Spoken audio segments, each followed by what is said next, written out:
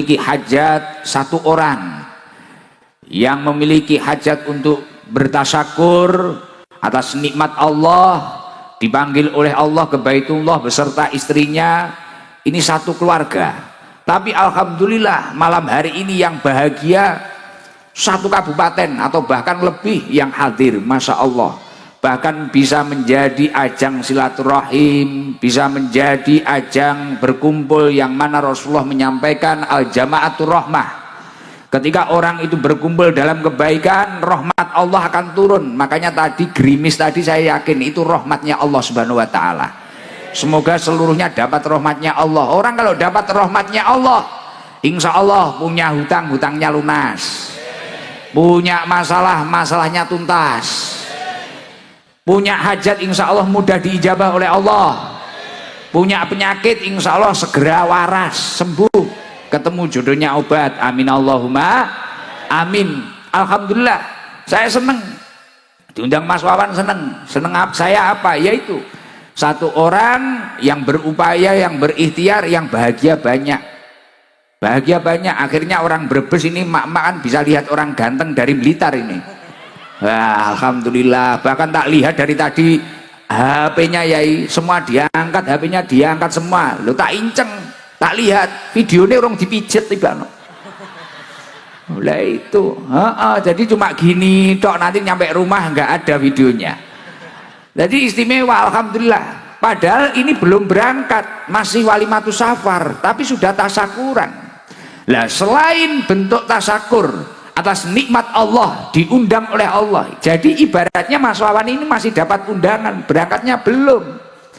Tapi haji ataupun umroh itu adalah wafdullah, undangan dari Allah Subhanahu wa taala.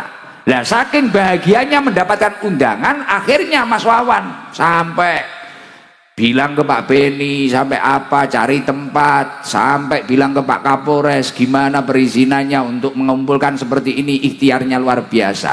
Lah ketika bentuk syukurnya itu tadi benar-benar baik, jadi syukur yang baik itu yang seperti apa toh? Kalau kata Imam Ghazali, orang itu kalau syukurnya sudah kualitas tinggi, bentuk syukur yang baik itu adalah istiqmaluha fima yuhibbul mun'im. Dia itu mampu menggunakan nikmat yang telah diberikan oleh Allah ini untuk suatu hal yang dicintai oleh Allah Subhanahu wa taala. Ya contohnya kayak Mas Wawan malam hari ini punya nikmat, alhamdulillah bawang merahnya lancar, alhamdulillah usahanya lancar, digunakan untuk hal yang dicintai Allah, daftar haji. Nah setelah daftar haji, panggilannya keluar, undangannya keluar, masih nggak terima, syukuran lagi, menghadirkan pengajian, menghadirkan Gusnya Garangan itu tadi, ngajak sholawatan, ngajak zikir, ngajak ngaji, orang puluhan ribu hadir, masya Allah. Ini yang dinamakan istiqmaluha fima yuhibbul mun'im, menggunakan nikmatnya, anugerah dari Allah, atau kata Mbah Yai tadi, yang disampaikan Mbah Yai tadi, fadl dari Allah, fadlun minallahnya itu digunakan untuk hal yang dicintai oleh Allah. Lah ketika syukurnya ini sudah berhasil, nikmat yang dianugerahkan oleh Allah digunakan untuk hal yang dicintai oleh Allah, maka akan menjadi asyukru qayyidun lil maujud.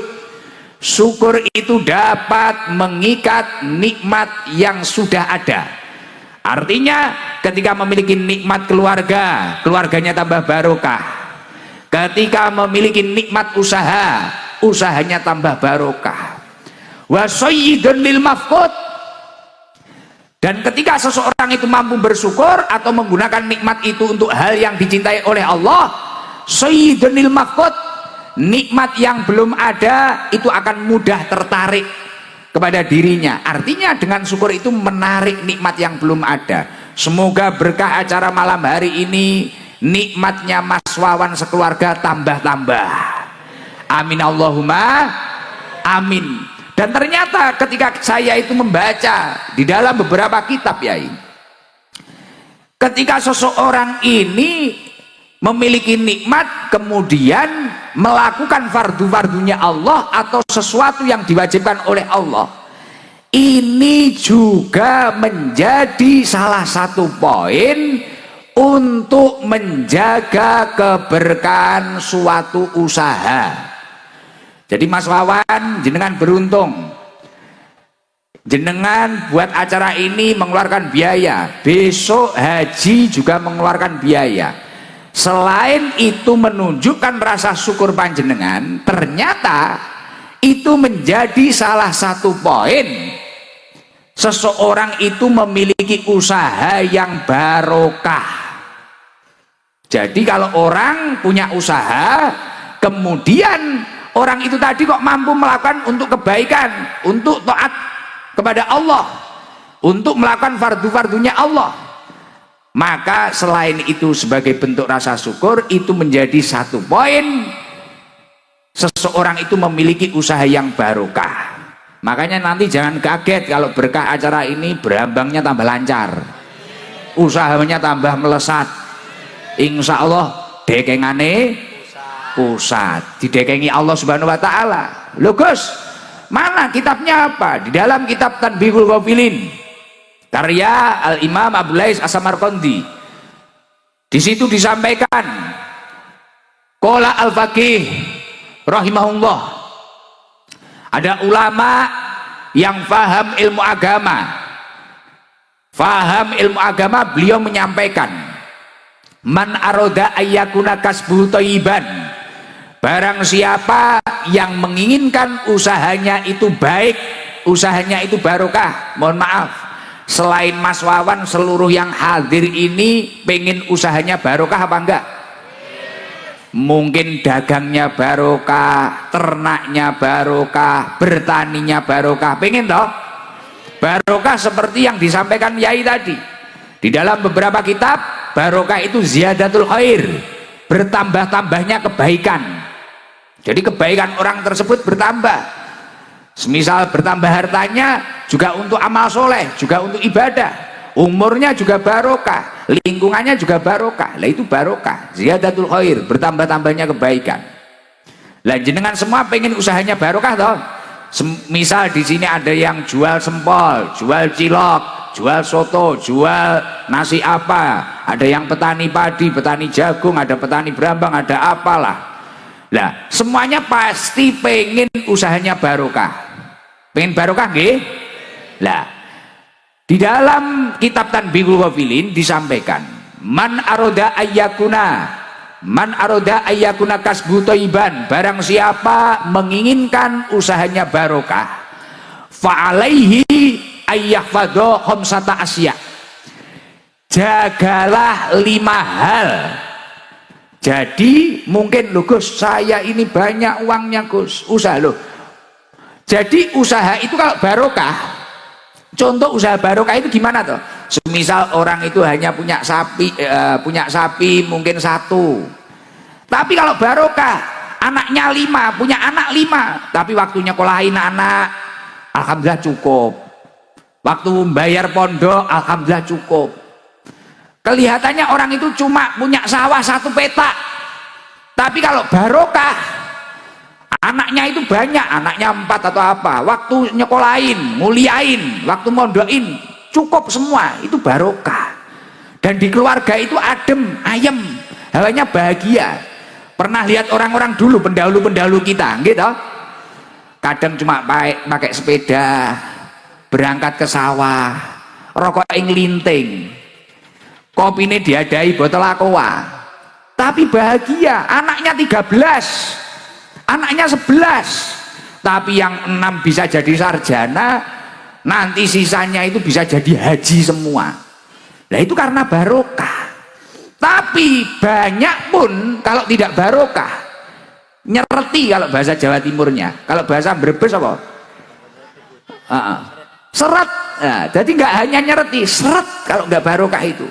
Kelihatannya banyak, miliatan, triliunan, tapi kalau nggak barokah, tidur nggak nyaman,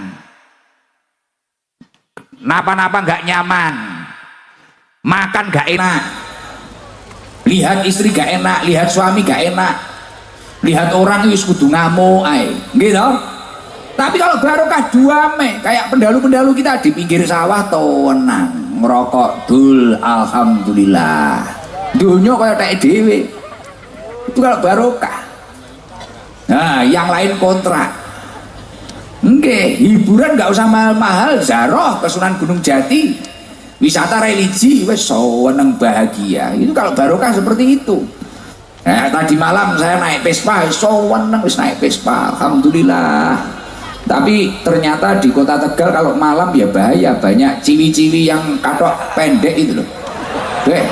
Pusing saya, pusing iya. Kalau ternyata kalau malam ngeri ya, jenengan ampun keluar malam ya, bahaya. Waduh, itu bagi keimanannya yang teruji itu.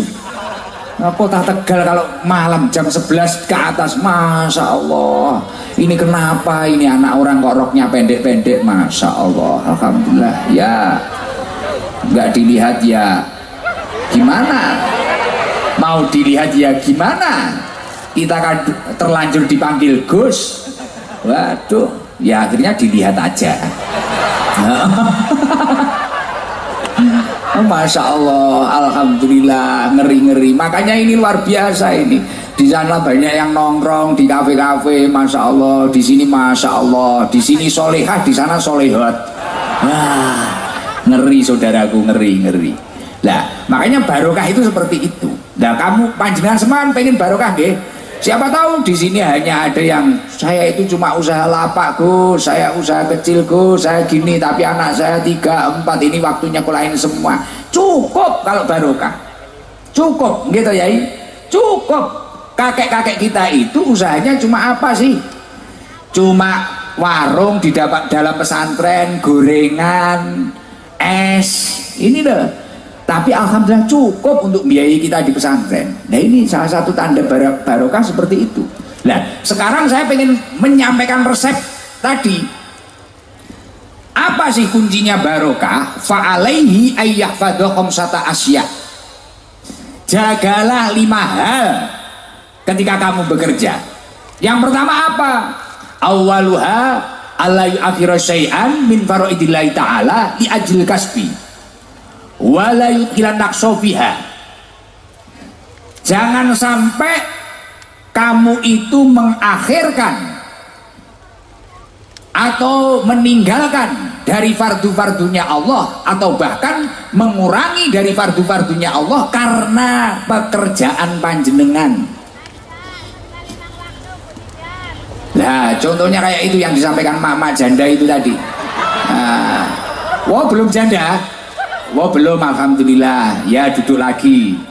Ternyata belum janda. Tak kira janda. Kenceng banget suaranya ya. Jarak 100 meter denger loh sampai panggung. Masya Allah kayak tua masjid ya. Oh banter wong berbesi. Wah ini bojone iso mumet iki. Suaranya kayak tua masjid. Alhamdulillah. Jadi kunci keberkahan usaha yang pertama, awaluha alla yu'akhiru syai'an min faraidillahi ta'ala li ajlil kasbi wa la yuthilan naqsofiha.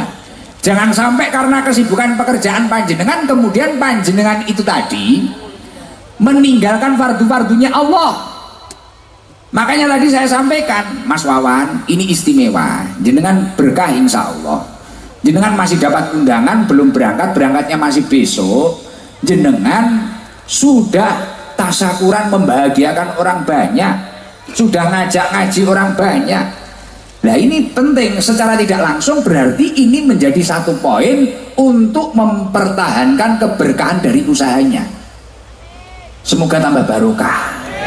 Jadi kalau pengen barokah kuncinya yang pertama yaitu jangan sampai karena kita repot kemudian kita meninggalkan fardu-fardunya Allah. Jangan sampai gak sholat. Makanya orang punya banyak uang seperti apapun, usahanya besar apapun, tapi kalau gak sholat pasti gak tenang. Gak tenang, hatinya gak tenang. Tapi kalau orang itu istiqomah, konsisten ibadahnya, ketika dia memang sudah mampu untuk haji, dia berangkat haji. Ketika dia mampu untuk umroh, dia umroh. Dia menunaikan kewajibannya, waktunya zakat, dia zakat. Waktunya puasa wajib, Ramadan, dia puasa. Dan karena pekerjaannya, karena kesibukannya, kemudian fardu-fardu itu dijaga terus. insya Allah itu akan menjadi kunci keberkahan yang pertama. Itu harus diingat. Dan itu ternyata apa yang disampaikan di dalam kitab Tanbihul Filin ini sejalan dengan apa yang disampaikan oleh Allah Subhanahu wa taala. Di dalam surat Al-Munafikun Allah Subhanahu wa taala menyampaikan, ya ayyuhalladzina amanu la tulhikum amwalukum wala auladukum an dzikrillah. Hei orang-orang yang beriman, jangan sampai hartamu, anak-anakmu ini membuat kamu lalai kepada Allah Subhanahu wa taala. Nah, ketika seseorang itu karena sibuknya hartanya, pekerjaannya, sibuknya dengan anak-anaknya, menata karir anak-anaknya, sampai enggak ibadah, sampai enggak sholat, sampai waktunya puasa, enggak puasa tapi hari raya ikut riaya, klambine anyar, sing gak melok poso, melok riyaya wonge teka. Wonge teka. Nah, kudune apa kudune? Oh, kudune ireng. Apa kopiahan wonge? Kopiah putih apa kopiah ireng? Oh, wow, wajahe sing ireng. Nah, kalau orang itu sampai disibukkan karena hartanya, karena anak-anaknya, kemudian menanggalkan apa yang diwajibkan oleh Allah Subhanahu wa taala, wa may yaf'al dzalik fa ulaika humul khasirun. Orang tersebut masuk kategori orang yang rugi. Orang yang rugi, nggak untung. Orang nggak untung itu ya namanya orang nggak untung, ya nggak balik modal, apalagi untung, rugi. Makanya ayo kalau ingin barokah, apa yang telah diwajibkan oleh Allah lakukan semampu panjenengan. Kalau kata Imam Hasan Al-Basri, tolabud dunya la yuslih, tolabud dunya la yuslih bitarkid din. Mencari dunia atau bekerja ini tidak akan baik, tidak akan barokah ketika dia itu meninggalkan agamanya. Makanya Masya Allah Mas Wawan, setelah acara ini, setelah haji nanti, saya yakin semoga panjenengan lebih baik, lebih istiqomah, dan nanti insya Allah nanti tahun depan kalau jenengan lebih baik, lebih istiqomah, lebih jos jis, tidak hanya jos saja tapi tambahin jis, jos jis ya dah. Saya nanti tak datang ke Brebes lagi nanti, nyambangi Gus Wawan Yai. Nah, ini istimewa ini. Makanya harus dipertahankan itu. Jangan sampai karena kesibukan kita kemudian kita itu bitarkidin meninggalkan agama kita. Lah kunci yang keberkahan yang nomor 2 apa toh Gus? Kunci keberkahan yang nomor 2 adalah wasani la yu'diya ahadan min khalqillahi ta'ala li ajli kasbi. Ketika kita itu sibuk bekerja, jangan sampai kita itu menyakiti orang lain atau menjatuhkan orang lain. Itu kalau bahasa anak mudanya, brandinglah usahamu setinggi mungkin, sebaik mungkin, promosikan sebaik mungkin, tapi jangan sampai mematikan cahaya orang lain, jangan sampai menyakiti orang lain, hak orang lain diambil, jangan sampai. Jangan lihat hasil survei membuktikan banyaknya orang yang usaha kemudian sambil mencaci, menyakiti orang lain atau memakan hak orang lain, pasti tidak akan lama. Pasti tidak akan lama. Tapi kalau dia itu hanya fokus dengan usahanya, fokus dengan dirinya, keluarganya, ibadahnya, kemudian hak-hak orang lain itu dipenuhi dengan baik, pasti orang itu akan melesat. Insya Allah akan tambah jaya, tambah sukses. Semoga Mas Wawan tambah sukses, tambah jaya. Amin Allahumma amin. Lah itu kalau dawuhnya Allah Subhanahu wa taala, wala tabakhusun nasa asya'ahum. Kita itu jangan sampai mengurangi hak-hak manusia. Jangan sampai dalam usaha kita, dalam bisnis kita, dalam kesibukan kita. Ya contoh nggak usah jauh-jauh. Warung-warung kecil kayak gini loh, lapak-lapak kaki lima ini loh, jangan sampai kemudian wah ini tahu saya lebih enak, wah ini enak, itu nggak enak, itu apa, atau bahkan cari dukun, cari apa, itu nggak penting. Fokus Wes ini baik, ini apa, ini apa. Ada orang ternyata beli sana beli sana, kita tenang saja. Rizki itu sudah ada yang ngatur. Nahnu qasamna bainahum ma'isyatahum fil hayati dunya. Semua orang itu sudah memiliki jatahnya masing-masing. Bahkan ujiannya manusia itu masing-masing. Ujiannya sendiri-sendiri, jatahnya sendiri-sendiri. Jadi kita nggak bisa menata hidup kita. Wes pasrah saja. Nah makanya itu penting, itu menjadi kunci yang nomor 2. Kalau kata Rasulullah, la dororo wala diror, jangan sampai kita itu membahayakan diri kita atau membahayakan orang lain. Oke, jalan saja, jalan saja. Makanya Rasulullah juga menyampaikan, al muslim man salimal muslimun min lisanihi wa yadihi. Jadi seorang muslim itu adalah muslim yang muslim lain itu selamat dari kejahatan lisannya dan tangannya. Jangan sampai kita itu menjadi orang yang jahil. Kita harus santai. Nah itu akan menjadi kunci keberkahan usaha yang nomor 2. Yang nomor 3, kunci keberkahan yang nomor 3 itu apa? Yang nomor 3 yakni ayaksida bikasbihi istighfafan. Ayaksida bikasbihi istighfafan li nafsihi wali iyalih wala yaksida bihi al jam'a wal kathroh. Ketika kita bekerja, nyun sewu, mohon maaf, biasanya ada orang itu yang bekerja kemudian karena salah niat, salah tujuan, kemudian di tengah jalan banyak mengalami problem atau kegagalan. Nah, kunci keberkahan yang nomor 3 apa toh? Ketika kamu itu bekerja, ayaksida bikasbi istafafan li nafsi wali iyalihi wala yaksida bihi al jam awal kasroh. Kita itu kalau bekerja harus memiliki niat yang baik. Niatkanlah saya ini bekerja untuk menyelamatkan diri saya dan keluarga saya agar tidak melakukan hal yang diharamkan oleh Allah, yang dilarang oleh Allah. Kalau kata Yai Subhan tadi, agar kita itu tidak tomak mengharap pemberian orang lain. Loh iya, saya sendiri belajar seperti itu. Makanya saya ini, loh Gus Ikdam itu kegiatannya apa, pekerjaannya apa? Enggak. Kalau saya itu pekerjaannya ngaji, ngaji itu bukan pekerjaan. Ngaji ini saya itu menjaga ketahanan iman saya. Karena saya ngaji ini akhirnya kan saya malu kalau maksiat. Apalagi di Brebes nggak bisa maksiat. Orang kadang terlanjur kenal, terkanjul dipanggil Gus. Masa saya kemarin habis pespanan terus karaoke, itu kan ya gak pantas. Terus saya cari LC gitu, oh ya gak pantas ya gitu. Oh ini Gus apa? Saya ngaji ini bukan pekerjaan. Ini salah satu ikhtiar saya menjaga ketahanan iman saya. Akhirnya ketemu orang, kita berusaha menata akhlak yang baik. Nggih. Loh kok sebenarnya diajak foto itu capek nggak? Wah capek. Apalagi mak-mak foto pisan kurang bener, ganti lagi, miring lagi, kadang kudu nyosor ae. Loh saya ini di Brebes sama Tegal hampir ternodai loh kemarin Pak Kapolres. Ini hampir ternodai saya. Waduh, dari atas nggak bisa, dari tengah, waduh lato-lato saya terancam.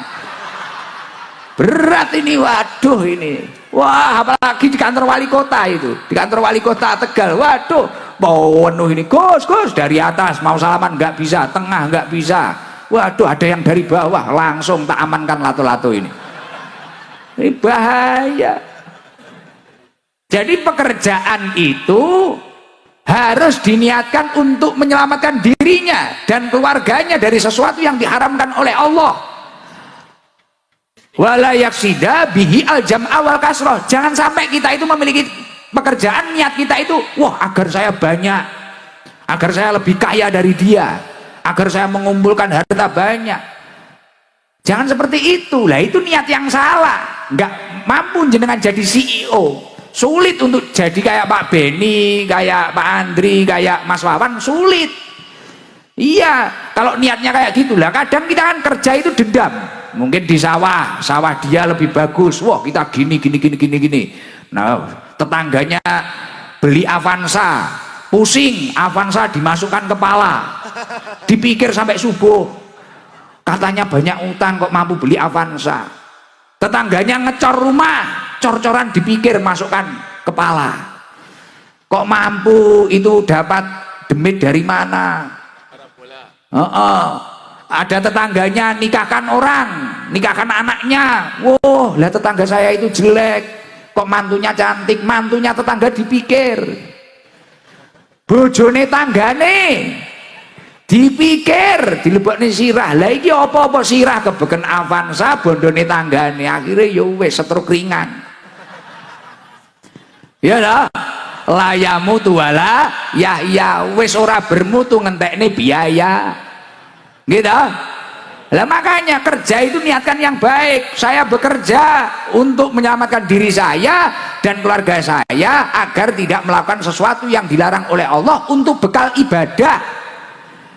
Makanya di dalam Al-Quran disampaikan, ya ayyuhalladzina amanu qu anfusakum wa ahlikum naro, wahai orang-orang yang beriman, selamatkanlah dirimu dan keluargamu dari api neraka. Kita itu diperintah untuk menyelamatkan diri kita dan keluarga kita dari api neraka. Makanya saya tadi nyambung yang tadi, saya ngaji ini bukan pekerjaan. Saya di rumah itu ya izin ini cerita sambil promosi. Saya ini sebenarnya kan kerja saya ya ini jual sarung batik ini, Gusikdam series. Dan ternyata saya survei orang Brebes belum beli ini.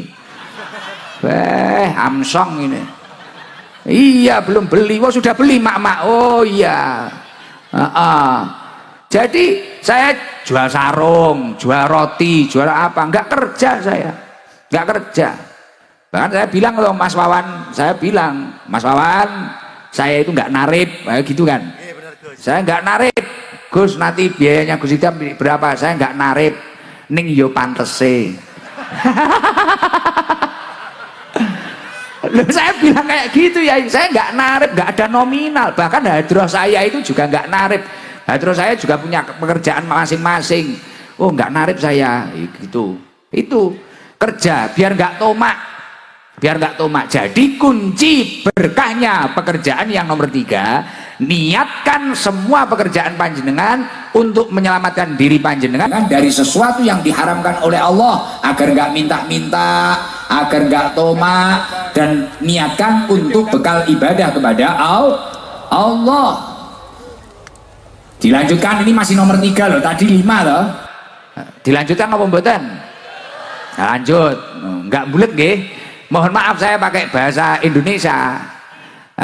Karena saya nggak paham bahasa ngapak, dan tadi infonya istrinya Pak Beni itu nggak paham bahasa Jawa. Jadi nanti biar bisa paham semua.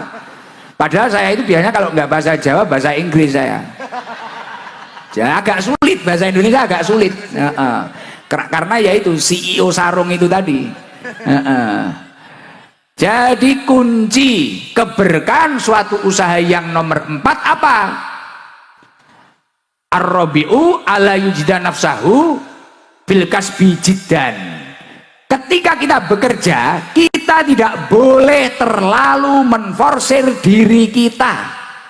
Kadang kan ada orang itu pengen cepet kaya, kaki di kepala, kepala di kaki, ibadahnya ditinggal, sholatnya ditinggal, pagi berangkat pulang malam, malam berangkat lagi, terus sampai lupa kesehatannya, lupa keluarganya, lupa ibadahnya. Ternyata ketika panjenengan semua itu belajar di kitab-kitab salafus soleh, itu cara yang salah. Makanya Rasulullah Shallallahu Alaihi Wasallam menyampaikan, kamu rajin boleh, inna li rabbika alaika haqqan, tapi kamu harus paham ada hak yang harus kamu penuhi kepada Allah. Kamu harus beberapa waktu istirahat, sujud, mujahadah, memohon kepada Allah, meminta kepada Allah.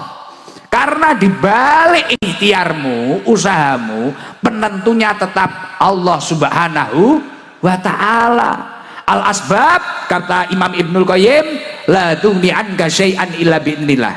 Usaha atau semangatmu apapun itu hanyalah pelantara, tidak akan membuahkan hasil kecuali Allah menurunkan izinnya untuk kamu sukses. Makanya kalau bisa, awan macul bumine Allah, bengi macul langite Gusti Allah. Ini kalau vertikal horizontalnya imbang, aman. Entuk dekengan pusat, saldonya unlimited, tanahnya puluhan hektar, kayak Pak Beni CEO. Nggak kayak Gus Ikdam melas kuru kayak gak kopen. Nah itu jangan sampai kita itu dalam bekerja seperti itu. Innali rabbika alaika hakon, kamu harus paham hak yang harus kamu penuhi kepada Allah. Wali nafsika alaika hakon, kamu boleh rajin tapi kamu harus ingat kesehatan tubuhmu. Sesekali tubuhmu harus kamu tidurkan. Kalau habis bayaran, habis dapat uang, beli sate. Sate apa? Sate Brebes. Blengkong. Sate yang masyhur di sini itu loh. Blengkong ya, belum makan loh itu, belikan loh Mas nanti. Ya belum makan loh saya, malah inget ini. Iya belum makan ini, masih makan camplang tok apa Mas? Camplang ya apa itu? Gamblang. Ya jamblang, tadi jamblang sudah saya. Kalau sate belum, malah pengen sate aku. Apa udah aja ngajinya ini? Jadi kita itu sesekali ya gitu. Bukan kok itu boros, enggak, sesekali lah. 1 bulan sekali, 2 kali, habis dapat rezeki, healing lah, healing, family time. Oke, kan konsepnya kata Rasulullah 3. Inna li rabbika alaika haqqon, wali nafsika alaika haqqon. Kamu memiliki hak terhadap dirimu sendiri untuk bahagia. Wali ahlika alaika haqqon. Nomor 3. Dan kamu memiliki hak terhadap keluargamu. Sesekali lah, walaupun jauh, sama anaknya video call, sama istrinya video call. Sesekali lah jalan-jalan family time. Beli apa? Pisang goreng, sate kingkong, apa? Ya situlah, saya gak paham saya. Nah itu penting, kayak gitu, santai, fresh. Kalau dawuhnya Yai Subhan Makmun tadi, yes, kita harus bahagia biar awet muda.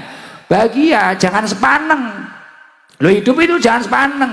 Makanya salah satu ulama menyampaikan, taharraku bisobri, melangkahlah dengan penuh kesabaran, sabar, gak usah kesusu. Ihtamilu bisolah, bertahanlah dengan doa-doa, memohon kepada Allah, mintalah kepada Allah. Taqawu bil iman, kuatkanlah dengan penuh keyakinan. Insya Allah kalau kamu mampu bersandar kepada Allah, sesuatu yang sulit akan dibereskan oleh orang yang memiliki hajat untuk bertasyakur atas nikmat Allah, dipanggil oleh Allah ke Baitullah beserta istrinya. Ini satu keluarga. Tapi alhamdulillah malam hari ini yang bahagia 1 kabupaten atau bahkan lebih yang hadir, Masya Allah. Bahkan bisa menjadi ajang silaturahim, bisa menjadi ajang berkumpul yang mana Rasulullah menyampaikan al-jama'atur rahmah. Ketika orang itu berkumpul dalam kebaikan, rahmat Allah akan turun. Makanya tadi gerimis tadi saya yakin itu rahmatnya Allah Subhanahu wa taala. Semoga seluruhnya dapat rahmatnya Allah. Orang kalau dapat rahmatnya Allah, insya Allah punya hutang, hutangnya lunas, punya masalah, masalahnya tuntas, punya hajat insya Allah mudah diijabah oleh Allah, punya penyakit insya Allah segera waras, sembuh, ketemu jodohnya obat. Amin Allahumma amin. Alhamdulillah saya seneng diundang Mas Wawan, seneng saya apa? Yaitu satu orang yang berupaya, yang berikhtiar, yang bahagia banyak. Bahagia banyak. Akhirnya orang Brebes ini mak-makan bisa lihat orang ganteng dari Blitar ini. Wah, alhamdulillah. Bahkan tak lihat dari tadi HP-nya Yai semua diangkat, HP-nya diangkat semua. Lo tak inceng, tak lihat videonya orang dipijet tiba. Mulai itu. Jadi cuma gini tok, nanti nyampe rumah nggak ada videonya. Jadi istimewa, alhamdulillah. Padahal ini belum berangkat, masih walimatus safar, tapi sudah tasakuran. Lah selain bentuk tasakur atas nikmat Allah, diundang oleh Allah. Jadi ibaratnya Mas Wawan ini masih dapat undangan, berangkatnya belum. Tapi haji ataupun umroh itu adalah wafdullah, undangan dari Allah Subhanahu wa taala. Lah saking bahagianya mendapatkan undangan, akhirnya Mas Wawan sampai bilang ke Pak Beni sampai apa, cari tempat, sampai bilang ke Pak Kapolres gimana perizinannya untuk mengumpulkan seperti ini, ikhtiarnya luar biasa.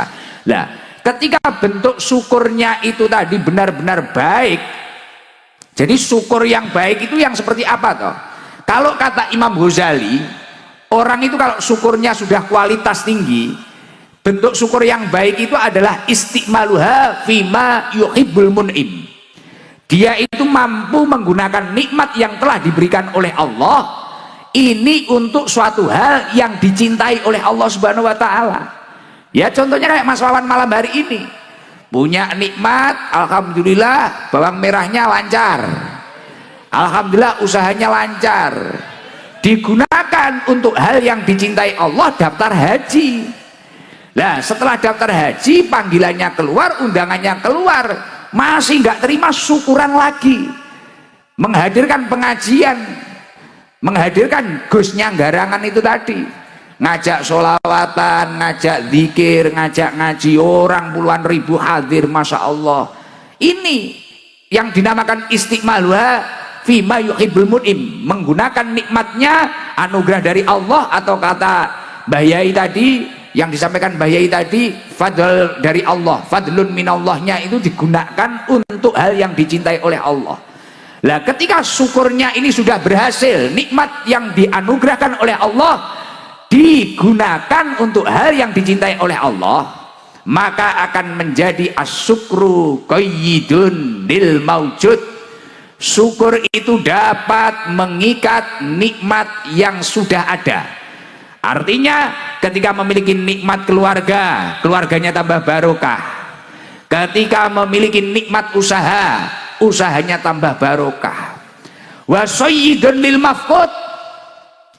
Dan ketika seseorang itu mampu bersyukur atau menggunakan nikmat itu untuk hal yang dicintai oleh Allah, sayyidun lil mafqud, nikmat yang belum ada itu akan mudah tertarik kepada dirinya. Artinya dengan syukur itu menarik nikmat yang belum ada. Semoga berkah acara malam hari ini, nikmatnya Mas Wawan sekeluarga tambah-tambah. Amin Allahumma amin. Dan ternyata ketika saya itu membaca di dalam beberapa kitab, Yai, ketika seseorang ini memiliki nikmat kemudian melakukan fardu-fardunya Allah atau sesuatu yang diwajibkan oleh Allah, ini juga menjadi salah satu poin untuk menjaga keberkahan suatu usaha. Jadi Mas Wawan, jenengan beruntung, jenengan buat acara ini mengeluarkan biaya, besok haji juga mengeluarkan biaya. Selain itu menunjukkan rasa syukur panjenengan, ternyata itu menjadi salah satu poin seseorang itu memiliki usaha yang barokah. Jadi kalau orang punya usaha, kemudian orang itu tadi kok mampu melakukan untuk kebaikan, untuk taat kepada Allah, untuk melakukan fardu-fardunya Allah, maka selain itu sebagai bentuk rasa syukur, itu menjadi satu poin seseorang itu memiliki usaha yang barokah. Makanya nanti